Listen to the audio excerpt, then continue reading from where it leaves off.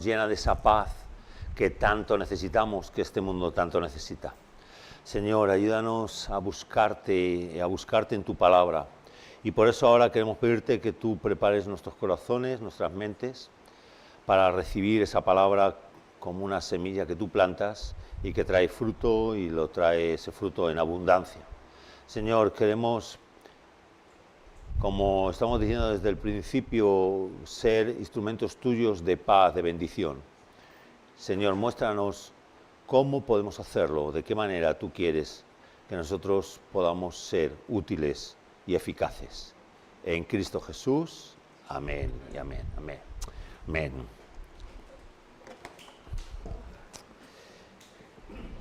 Bueno, quiero invitaros a que abramos nuestras Biblias en el Evangelio según San Mateo y que vayamos al capítulo 17. Yo voy a leer la Reina Valera del 60, no sé si la van a proyectar, creo que sí, y vamos a leer del versículo 1 al versículo 21. Y digo 21 porque en este caso la versión Reina Valera del 60 tiene 21 versículos. Hay otras versiones que tienen 20, porque el último versículo en algunos de los textos originales que usamos, o los textos, digamos, que sirven de base para las traducciones bíblicas, no está. Eso no nos tiene que generar ningún problema, no nos tiene que generar ninguna duda en cuanto a la veracidad de la palabra, porque la palabra de Dios tiene un montón de apoyo. Ya vimos en nuestros estudios bíblicos que tuvimos hace un par de semanas que la Biblia, que el texto que nosotros usamos en las diferentes versiones, tiene un apoyo de miles de documentos que vienen desde el primer siglo, o de los años 130, 140, 150, son los textos más antiguos que tenemos, y tenemos miles de documentos que avalan que el documento que nosotros leemos hoy, lo que llamamos la Biblia, es, digamos, totalmente fiable y adecuado a los originales y a la palabra de Dios. Pero evidentemente dentro de tantos miles de textos, pues evidentemente podemos encontrar algunas diferencias en esos textos, y por eso, por ejemplo, este versículo 21, hay algunos textos originales que no lo tienen, y por lo tanto, si tú tienes, por ejemplo, la nueva versión internacional o la nueva traducción viviente, vas a encontrar que el versículo 21 no está. Pero no te preocupes, es un texto original, porque cuando nosotros vamos a los textos que son gemelos o que nos sirven también de fuente, que son el resto de los evangelios, Marcos y Lucas, o sea, los evangelios sinópticos, podemos encontrar que este versículo, que en Mateo es el 21, sí que se encuentran en esos otros textos. O sea, quiero decir, nosotros no queremos ocultar nada, ninguna de las dificultades que nos encontramos en la palabra, pero entendemos y vemos que tiene un apoyo y tiene una razón y una explicación. Y por eso lo quiero decir hoy, porque también yo voy a usar, digamos, ese versículo 21, y a lo mejor tú llegas y te haces una versión y dices, pero Jorge, te estás inventando un versículo que no está. No, está, Lo que ocurre es que está en algunas versiones y en otras no. Pero si no está en la versión de Mateo, si quieres te puedes ir a Marcos, capítulo 9, y encontrarás que viene referenciado y viene ese texto ahí. Aclarado esto, para que nadie, digamos, tenga ninguna duda, y si tienen más dudas podemos hablarlo después, no tengo ningún problema y podemos llegar a hacer un estudio sobre ese tema. Vamos a ir al texto bíblico. Estamos en Mateo, capítulo 17, y vamos a leer del versículo 1 hasta, en el caso de la Reina Valera del 60 que voy a usar hoy, hasta el versículo 21. Dice así la palabra. 6 días después, Jesús tomó a Pedro, a Jacobo y a Juan su hermano, y los llevó aparte a un monte alto. Y se transfiguró delante de ellos, y resplandeció su rostro como el sol, y sus vestidos se hicieron blancos como la luz. Y aquí les aparecieron Moisés y Elías hablando con él. Entonces Pedro dijo a Jesús: Señor, bueno es para nosotros que estemos aquí. Si quieres, hagamos aquí 3 enramadas, una para ti, otra para Moisés y otra para Elías. Mientras él aún hablaba, una nube de luz los cubrió, y he aquí una voz desde la nube que decía: este es mi Hijo amado, en quien tengo complacencia. A él oíd. Al oír esto, los discípulos se postraron sobre sus rostros y tuvieron gran temor. Entonces Jesús se acercó y los tocó y dijo: levantaos y no temáis. Y alzando ellos los ojos, a nadie vieron sino a Jesús solo. Cuando descendieron del monte, Jesús les mandó diciendo: no digáis a nadie la visión hasta que el Hijo del Hombre resucite de los muertos. Entonces sus discípulos le preguntaron diciendo: ¿por qué? ¿Por qué pues dicen los escribas que es necesario que Elías venga primero? Respondiendo Jesús le dijo, perdonad que se me ha movido esto, ha dado un salto así por sí misma. Entonces Jesús les dijo: a la verdad Elías viene primero y restaurará todas las cosas, mas os digo que Elías ya vino y no le conocieron, sino que hicieron con él todo lo que quisieron. Así también el Hijo del Hombre padecerá de ellos. Entonces los discípulos comprendieron que les había hablado de Juan el Bautista. Versículo 14. Cuando llegaron al gentío, vino a él un hombre que se arrodilló delante de él diciendo: Señor, ten misericordia de mi hijo, que es lunático y padece muchísimo, porque muchas veces cae en el fuego y muchas en el agua. Y yo lo he traído a tus discípulos, pero no le han podido sanar. Respondiendo Jesús, dijo: oh generación incrédula y perversa, ¿hasta cuándo he de estar con vosotros? ¿Hasta cuándo os he de soportar? Traédmelo acá. Y reprendió Jesús al demonio, el cual salió del muchacho, y éste quedó sano desde aquella hora. Viniendo entonces los discípulos a Jesús, aparte dijeron: ¿por qué nosotros no pudimos echarlo fuera? Jesús les dijo: por vuestra poca fe. Porque de cierto os digo, que si tuvierais fe como un grano de mostaza, diréis a este monte: pásate de aquí a allá, y se pasará, y nada os será imposible. Pero este género no sale sino con oración y ayuno. Hasta aquí la palabra del Señor. Hemos leído un texto que yo creo que es muy conocido para muchos de nosotros y sobre el cual vamos a basar hoy la predicación. Pero yo quiero hacer una pequeña introducción y quiero contaros el efecto que produjo la predicación de este texto en una pequeña jovencita, una niña, pero también en su comunidad. Esta historia nos la cuenta un escritor que se llama Russell Tegit, y es un libro que habla sobre la historia de vida de una misionera que se llamaba Irene Webster Smith. Ella era conocida como Smith Sensei. Sensei es aquella que ya ha caminado, se usa para un término japonés para hablar de los maestros, de los profesores. Nos cuenta en esta historia, en este libro, este biógrafo, que Irene dirigía un hogar para niñas rescatadas, niñas que en muchos casos habían sido rescatadas de la prostitución, donde eran usadas. Y ella tenía un centro, un orfanato, un lugar donde ellas residían, en una zona donde una montaña enorme bloqueaba el paso del sol, y aparte de bloquear el paso del sol, lo que hacía es que impedía la vista a lo que se llama el mar interior de Japón. Era un lugar bonito, pero que por esa montaña lo que hacía era que fuera muy húmedo, frío, y por lo tanto que provocara, digamos, bastantes enfermedades. En esta historia nos cuenta una historia verídica, nos cuenta que había una niña que debido a su situación de vida y también a la situación que estaban viviendo en aquel lugar, estaba sufriendo de tuberculosis. Aquella niña estaba muy enferma, muy debilitada por esta enfermedad. Y en una tarde que Irene, que la misionera, estaba enseñando y estaba predicando a aquellas niñas, ella usó este texto que nosotros hemos leído, este texto de Mateo, en el cual ella explicaba que la fe puede mover montañas.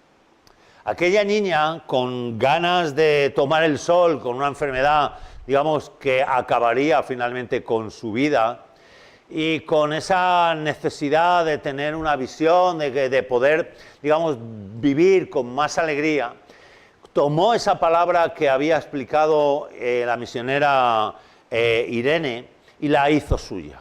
Y entonces ella habló con la misionera y también habló con los compañeros y con las compañeras para empezar a orar para que el Señor pudiera mover aquella montaña que impedía que el sol, que el aire llegara a su hogar y que pudiera, digamos, tener pues, un sitio más agradable, menos húmedo, menos frío. Y también que ella tenía un deseo en su corazón y era que antes de morir pudiera ver aquel mar interior de Japón. La verdad es que cuando ella empezó a orar, la misionera Irene, una mujer que venía de Irlanda, y estamos hablando de 1916 aproximadamente, empezó a decirle a esta pequeña niña, bueno, mira, quiero que entiendas que la palabra de Dios, por lo que hablas a veces es sobre, no de forma, digamos, literal, sino lo que hace, digamos, es que nos ayuda en esas montañas espirituales, en esas situaciones que pasamos en nuestras vidas, esos retos que nosotros podemos pedir a Dios y que son montañas que tenemos en nuestra vida y que Dios puede, digamos, mover. Pero a veces, pues él no está hablando de cosas físicas. Él empezó a hablar porque aquella mujer entendió que si esa niña, estaba orando porque una montaña enorme se pudiera desaparecer e irse al mar, pues la verdad es que pensaba, va a sufrir mucho cuando se dé cuenta que eso no ocurra. Pero aquella niña le dijo a su maestra y a esta Irene, esta misionera, mira, yo creo en la palabra que el Señor me ha dado, yo quiero orar por esto, y animó a sus compañeras también a hacerlo. Estas niñas empezaron a orar para que esta montaña pudiera moverse y que Dios pudiera mover esa montaña. Cuenta la historia que puedes leer en este libro, que aquella misionera se fue un tiempo de vacaciones a su país, a Irlanda, donde os he contado que era ella. Y después de unos meses ella volvió. Pero cuando llegó Irene otra vez al orfanato, ella se encontró con algo extraño. Llegó a aquel orfanato y vio que había un montón de luz y que todo había cambiado en el ambiente de aquel lugar. Recordar que estamos hablando de hace más de 100 años, donde ni el WhatsApp, ni el Instagram, ni nada parecido estaba funcionando. Lo que había ocurrido es que en ese tiempo el gobierno de Japón había hecho una infraestructura civil y había tenido que hacer una obra y había tenido que tomar, digamos, y hacer una carretera y hacer toda una obra de ingeniería, de infraestructura civil, que por medio de excavadoras empezaron a remover toda aquella montaña y a tomar tierra hasta que aplanaron toda aquella montaña. Esto es una historia real que podéis leer y que podéis comprobar. La verdad es que ella vio solamente aquella luz y dijo, bueno, ¿qué ha pasado aquí? Y entonces fue corriendo adentro al orfanato y fue a la habitación donde estaba aquella niña y donde dormían pues, la mayoría de aquellas niñas en aquel lugar.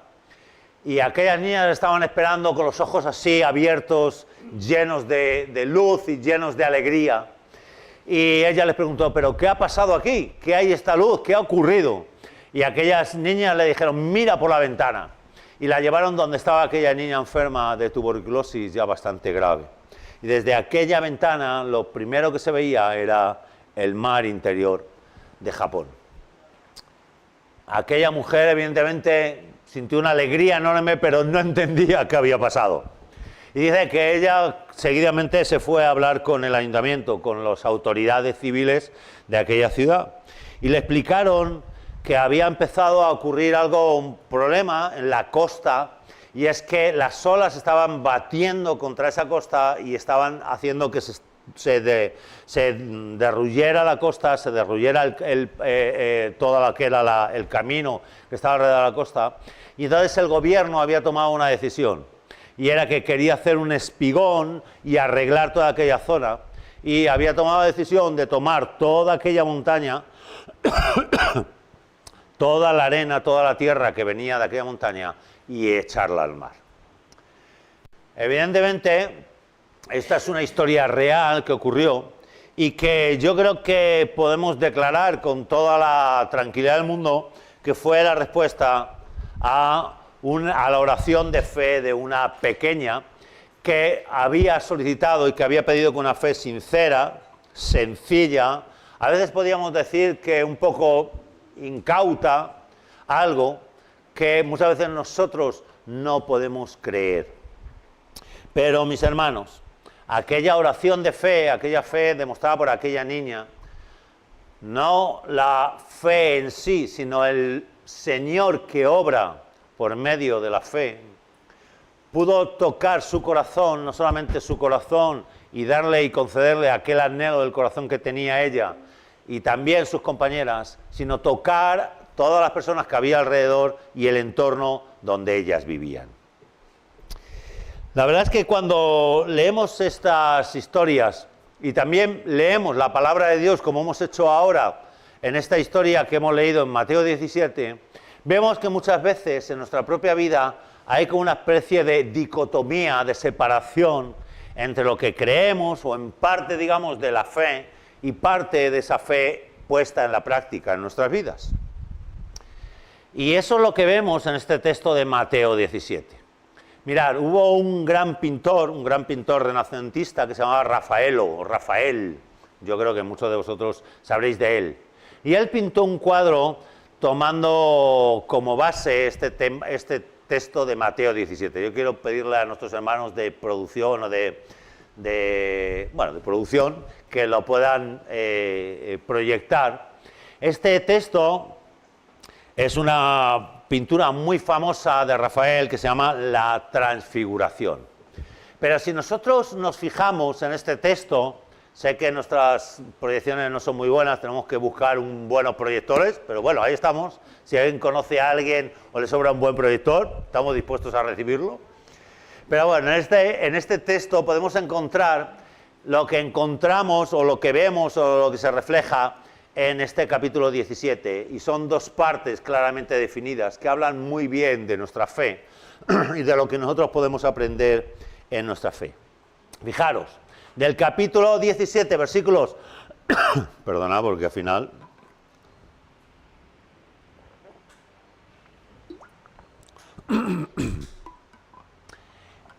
Del versículo 1 al versículo 13 podemos encontrar en esta pintura la parte de arriba donde nos habla de esa transfiguración de Jesús. Recordad, es una pintura renacentista, ¿eh? Y entonces podemos ver a Jesús en gloria, transfigurado, con Moisés y con Elías a su lado, y abajo a los tres discípulos que hemos leído en el texto que le acompañan. En este texto bíblico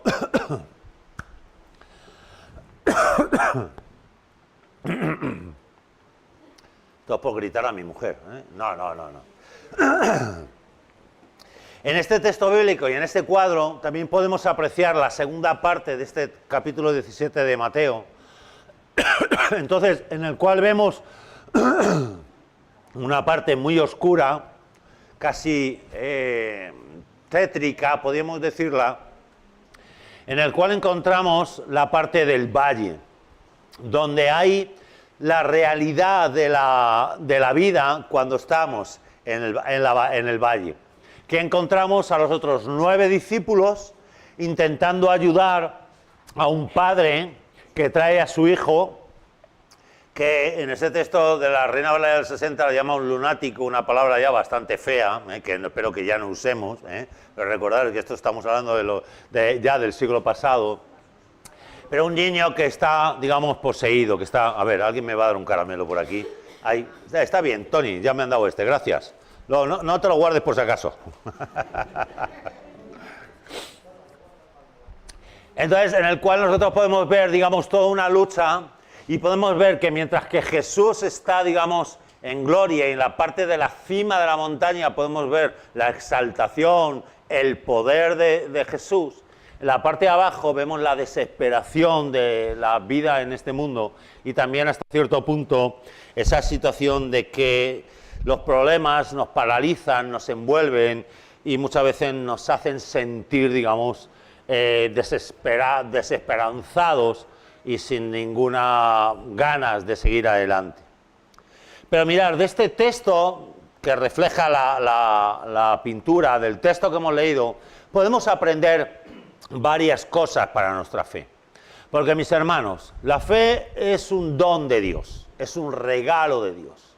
Pero como todo don, nosotros necesitamos ejercitarlo, necesitamos ponerlo en marcha, necesitamos hacer que esa fe, ese regalo de Dios, ese don de Dios, pueda crecer y pueda ser una herramienta para nuestras vidas y para la vida de aquellos que nos rodean, como ocurrió con aquella niña que escuchó aquella predicación en aquel lugar de Japón.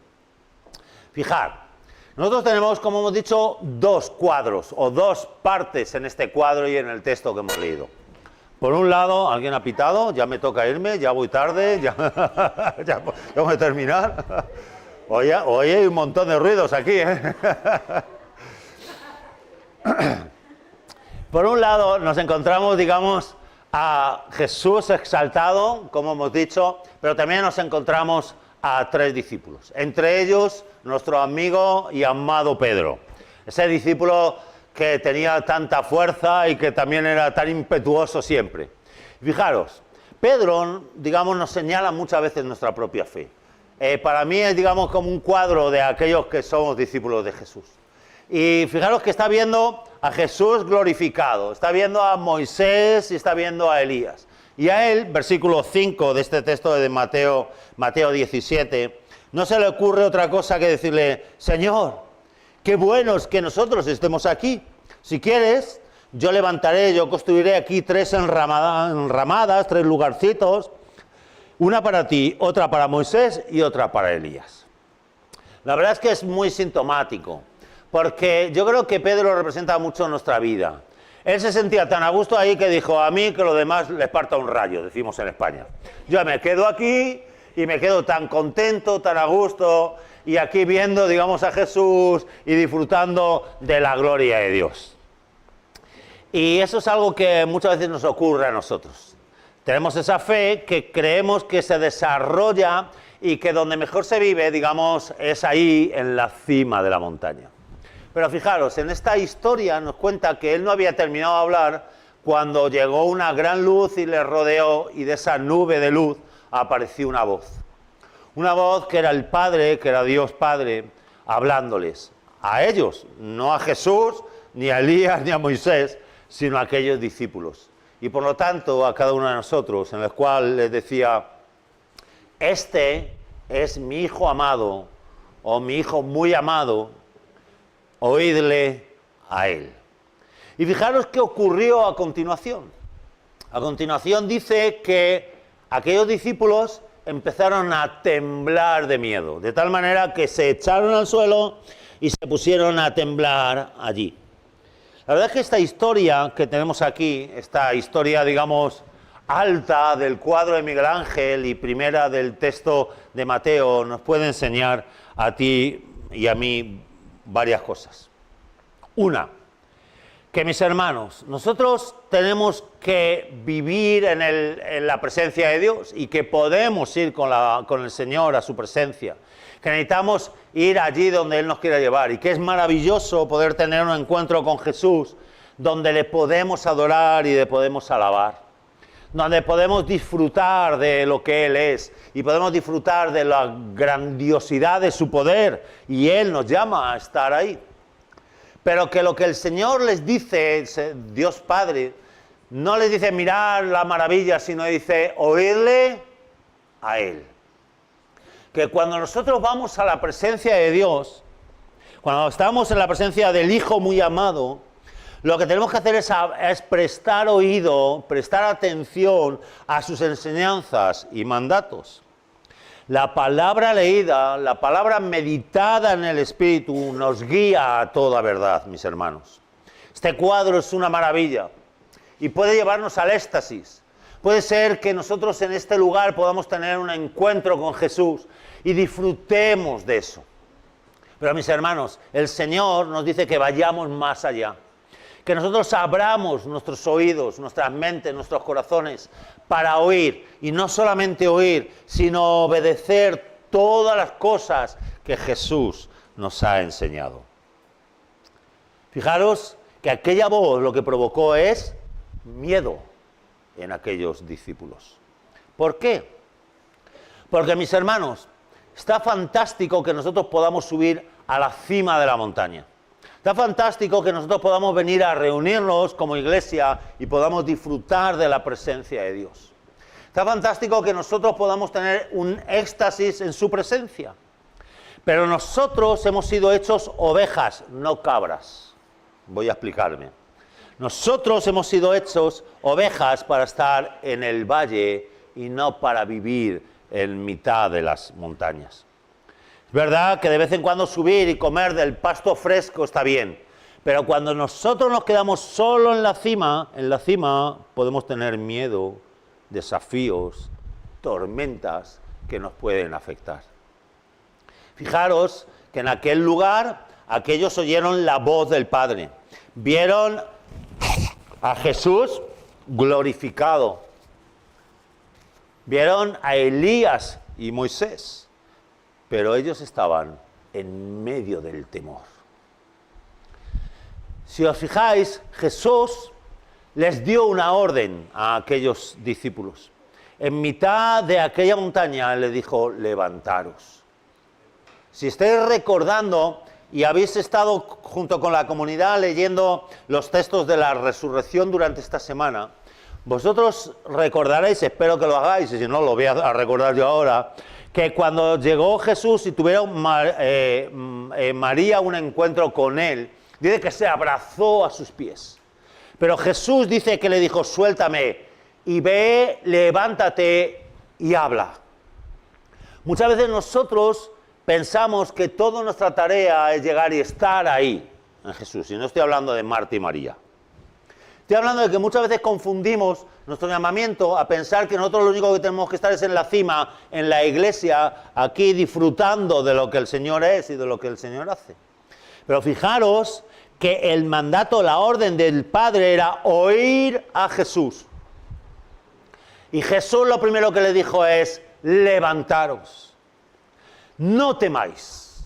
Nosotros necesitamos oír a Jesús y levantarnos de aquel lugar y levantarnos sabiendo que Dios tiene todo el poder, que Él es el que nos defiende, que Él es el que nos llena y el que nos capacita. Que nosotros tenemos que vivir en nuestro llamamiento confiando en Dios, no en nuestro poder y nuestras fuerzas, sino que el poder del Espíritu Santo es el que nos acompaña. Fijaros que Jesús mismo dijo que Elías, que se había levantado para ir a predicar a aquel que había de venir, aquel que era el Elías, él dice, y lo dice versículos después, que hemos leído hasta hace un momento, él sufrió y fue roto y despreciado. Pero no solamente eso, sino que el propio Jesús sería golpeado y machacado igual que Juan lo había sido. Pero recordad, mis hermanos, nada se escapa del control de Dios. Nada se escapa en nuestras vidas, si amamos a Dios, de su amor. Porque Él nos dice en Filipenses capítulo 1, versículo 29, que a nosotros, aquellos que creemos y que confiamos en Cristo Jesús, de que a causa de Cristo, no solamente tenemos el privilegio de creer en Él, sino también el de sufrir por su causa. Entonces, mis hermanos, tenemos que entender que evidentemente el levantarse nos va a traer problemas, nos va a traer dificultades, que el salir de aquella cima y digamos, de nuestra comodidad, a veces va a traer dolor a nuestro corazón y a nuestro ser.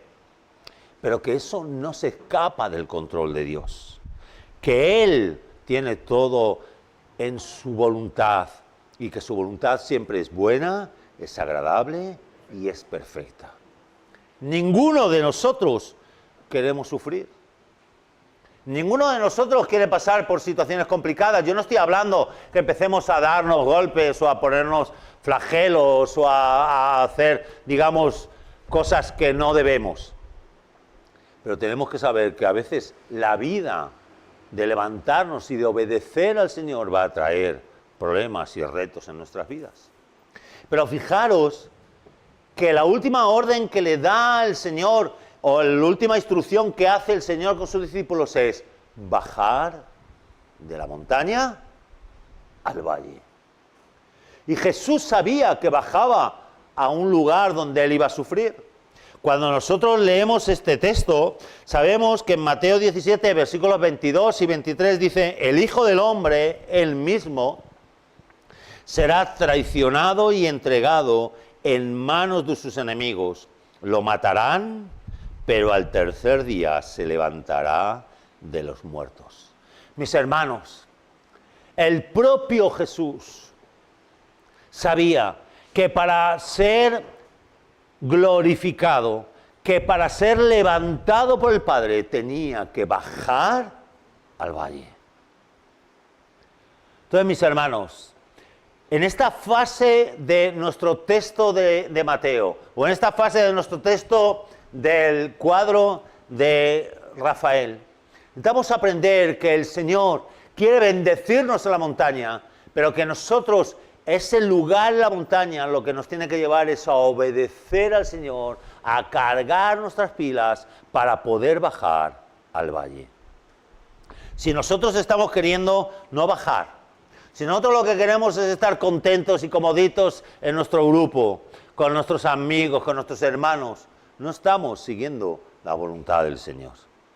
Fijaros que el Señor los llevó al valle, allá donde eran llamados a hacer la misión, allí donde ellos tenían que ser herramientas de bendición.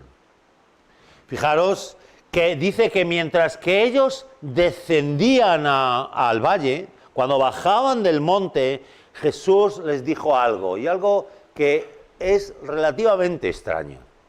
Fijaros, después de haberles tomado a aquellos 3 discípulos, haberlos subido hasta la montaña, haberles hecho ver su transfiguración, su gloria, haber visto a Elías, haber visto a Moisés, a Jesús no se le ocurre otra cosa que decir: ahora no se lo contéis a nadie. Pero bueno, eso no se le puede decir a un latino, por favor. Aquellos que hemos nacido en el Mediterráneo o que llevamos mucho de la cultura para allá, no nos podemos decir que nos contemos algo. Nosotros lo contamos todo. Pero fijaros, mis hermanos, esta es una primera enseñanza que el Señor les dio ya en el valle. Y es que ellos lo primero que tenían que hacer es obedecerle a Él. ¿Recordad? El Padre les había dicho a aquellos discípulos: escuchar al Hijo amado. ¿Quién de nosotros hubiera callado todo eso? Difícil, ¿no? Complicado. Pero el Señor les dijo: no lo contéis. Nosotros podemos decir: pero es que es mejor que contarlo. Pero mis hermanos, podemos encontrar la respuesta a esta historia, a esta razón, en Marcos capítulo 1, versículo 45. Fijaros lo que nos dice aquí. Cuando salió Jesús, esto es, digamos, cuando Él transforma y toca a aquel endemoniado. Dice: Él comenzó a proclamar y a difundir mucho el hecho, de modo que Jesús ya no podía entrar abiertamente en ninguna ciudad, sino que se quedaba fuera en los lugares despoblados. ¿Qué quiere decir? que mis hermanos, nosotros pensamos que haciendo las cosas a nuestra manera es la mejor forma. Y que a nosotros muchas veces por contar historias y hacer las cosas como a nosotros nos parece bien, vamos a facilitar las historias. Pero no es verdad. Nosotros hemos sido enviados a llevar las buenas nuevas del Evangelio, de la salvación de Dios, a la manera de Dios, obedeciendo el mandato de Dios. Y nosotros, mis hermanos, necesitamos obedecer sus formas, su mensaje. Este mundo, mis hermanos, está lleno de mensajes que nada tienen que ver con el mensaje del Evangelio. Que a nosotros nos parecen muy bonitos, muy agradables, muy espectaculares. Como seguramente sería contar aquello. Imaginéis a Pedro como era. ¡Wow! Vi a Elías, ¡wow! Estuve ahí con Moisés y le tiré de la barba, seguro. Pero ¿dónde apuntaba ese testimonio? A ellos mismos. Mis hermanos, Jesús tiene sus maneras, tiene su mensaje, y tenemos que ser cuidadosos en este tiempo de la imagen, de la comunicación, de tantas y tantas cosas, en que no nos lleven los demás en vez de seguir y obedecer a Jesús. La segunda cosa que el Señor les enseñó a aquellos discípulos ya en el valle fue que necesitaban creer. Que no era una cuestión de lo que ellos hacían, que no era una cuestión de cuánta capacidad tenían, que no era una cuestión de que fueran ellos más buenos o más malos, sino que ellos lo que necesitaban era tener fe, creer. Cuando aquel padre vino con su hijo ante los pies de Jesús y dijo, mira, es que mi hijo está fatal, está poseído y se tira al fuego o al agua y está a punto de morir varias veces. Y dice, y lo he traído a tus discípulos y no lo han podido sanar. A Jesús le contestó aquel hombre y aquellos que le rodeaban, y muy especialmente a sus discípulos, ¡oh, qué cabezones sois! ¡Qué cansado me tenéis! No porque no hicieran, sino porque no creían en el poder de Dios.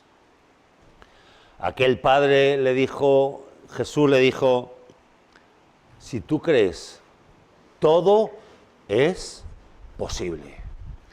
Todo es posible al que cree.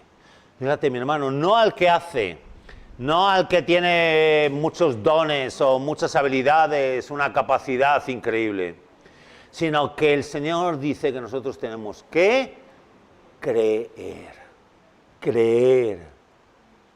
en que Jesús tiene poder y autoridad, en que Él cumple aquellas cosas que dice. Y nosotros tenemos que hacer las cosas a su manera y no a la nuestra. Por eso aquel hombre también refleja, aquel padre refleja la vida de muchos de nosotros, mis hermanos, porque muchas veces creemos, pero realmente dudamos. Decimos que tenemos mucha fe, pero estamos llenos de incredulidad. Por eso aquel hombre, aquel padre, le dijo, sí creo, pero ayúdame para superar mi incredulidad. Mis hermanos, hay algo clave. Y es que nosotros no tenemos que parecer ni Superman ni Superwoman. Nosotros necesitamos ir con humildad y con honestidad a los pies de Cristo Jesús y clamar, Señor, tengo problemas. Tengo problemas con mi fe. Tengo problemas con mi vida. Porque en Él es con quien tenemos la solución. Poniendo nuestra mirada en Él es cuando nosotros podemos saltar o mover nuestras montañas. La palabra de Dios dice que en Cristo tengo todo el poder. El poder de Dios se manifiesta cuando yo tengo fe en su obrar, mis hermanos. Pero yo necesito conocer y necesito oír a Jesús, porque si no, yo pondré la fe en muchas cosas. En nuestra tierra, mis hermanos, en nuestras tierras, la gente tiene fe en muchas cosas. Puede creer en la Virgen de no sé qué, o en el santo de no sé cuántos, o en aquel que hace más milagros. O en el pastor de no sé dónde, o en el apóstol de tal sitio. Pero la palabra de Dios, cuando oímos a Cristo, nosotros ponemos nuestra fe en aquel que es el autor y el consumador de nuestra fe. Es en Cristo Jesús en quien nosotros nos podemos apoyar para que esa fe tenga valor y autoridad. Y para eso, mis hermanos, aparte de pedir ayuda, el Señor les dijo a sus discípulos, orar. Porque solo hay cosas que solo se mueven orando. Pero mis hermanos, orar no es mover el brazo al Señor, no es mover la voluntad de Dios. Es que nosotros nos ponemos de acuerdo con lo que Dios quiere. La oración no cambia a Dios, nos cambia a nosotros. Y nos pone en la perspectiva de Dios. El Señor dice que pidamos y Él nos lo concederá cuando pidamos conforme a su voluntad. Entonces la oración que el Señor está diciendo y que nos está animando es que nosotros podamos orar en esa pasión de que la voluntad de Dios sea cumplida. Y nosotros necesitamos buscar esa voluntad. Jesús les dijo, Mateo 21, 21, les digo la verdad, si tienen fe y no dudan, pueden hacer cosas como esa y muchos más. Hasta pueden decirle a esta montaña, levántate y échate al mar y sucederá. Ustedes pueden orar cualquier cosa, si tienen fe, la recibirán. Mis hermanos, la fe es pedir y es vivir pidiendo que la voluntad de Dios se haga en mi vida, no que Dios haga mi voluntad. La fe es vivir sabiendo que lo mejor para mi vida es que se haga lo que Dios quiere, no lo que yo. La fe es cuando yo tengo que bajar al valle, aunque no me apetezca, o irme a situaciones en las cuales yo voy a camino a una cruz, como hizo Jesús, sabiendo que voy a sufrir, pero le digo al Padre, Señor, no quiero ir, pero hágase tu voluntad y no la mía.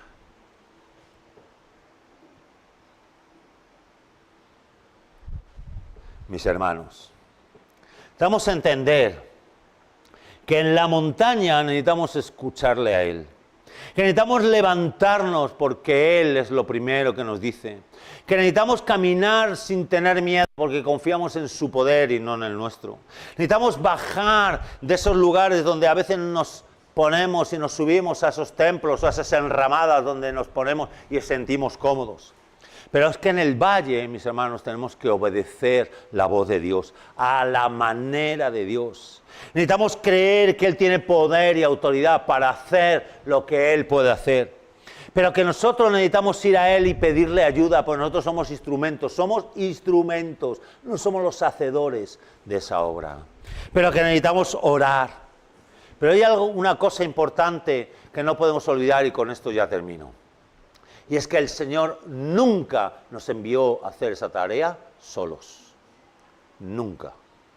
Toda la Biblia, mis hermanos, todo el Nuevo Testamento, toda la enseñanza de Jesús está hecha en plural. El Señor nos llama a vivir nuestra fe en comunidad.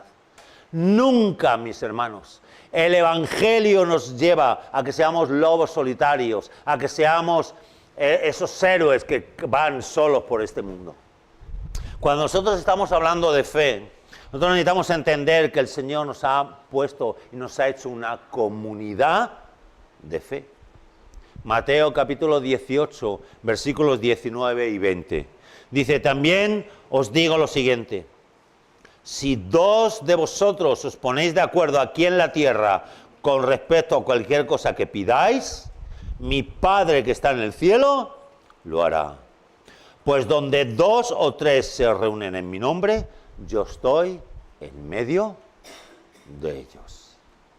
Mi hermano y mi hermana, nosotros necesitamos crecer en comunidad, necesitamos crecer en fortaleza, en familia.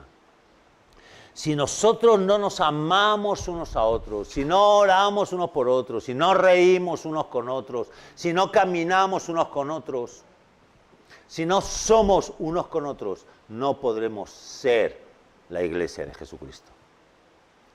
Es en comunidad donde la iglesia vive la fe y donde nosotros podemos subir a la montaña, bajar al valle y ver lo sobrenatural del obrar de Dios. Nosotros necesitamos tomar la decisión de qué tipo de fe vamos a vivir, de qué manera vamos a vivir nuestra fe. Pero el Señor, en ese texto de Mateo, nos habla con total claridad y este cuadro, que espero que quede en tu retina, nos ayuda. Nosotros podemos vivir metidos solamente en nuestra comodidad. Y está bien que subamos con Jesús. Jesús es el que invitó a los discípulos a subir. O podemos vivir solamente metidos en la cueva, en la oscuridad, en la impotencia de no saber nada y de no hacer nada porque lo queremos hacer todo en nuestras fuerzas, en nuestra visión, de nuestras maneras. Pero Jesús nos dice que nosotros podemos vivir uniendo esas dos cosas y vivir en el poder transformador de Cristo Jesús. Aquella niña que nos cuenta la historia de la biografía de Irene pidió algo que era imposible,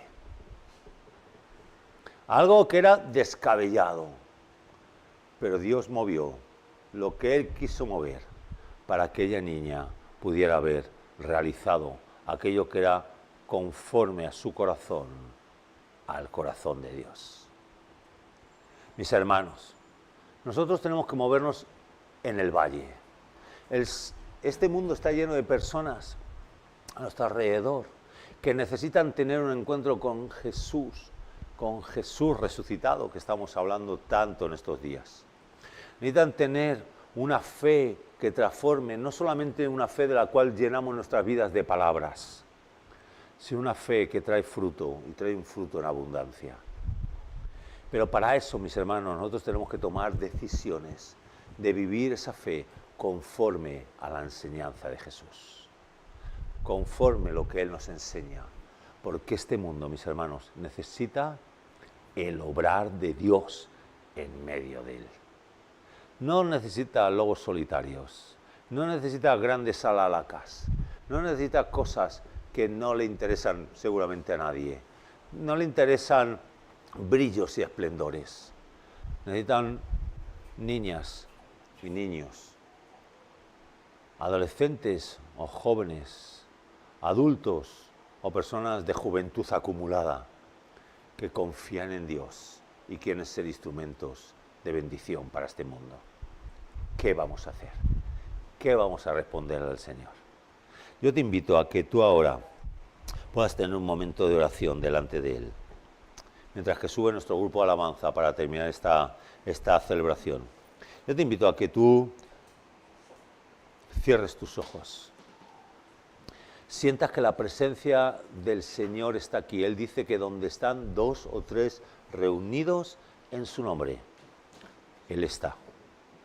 Yo te invito a que tú hagas lo que Él dice, que oremos, que pongamos nuestras montañas delante de Él, que pongamos nuestros retos delante del Señor. Le digamos: Señor, mueve esta montaña. En fe, yo te pido que tú la lleves al mar, para que podamos recibir tu luz, tu sol, y podamos ver todo lo que has creado para nosotros. Te invito a que tú pongas tu corazón delante del Señor, que pongas cada montaña y cada desafío en su presencia.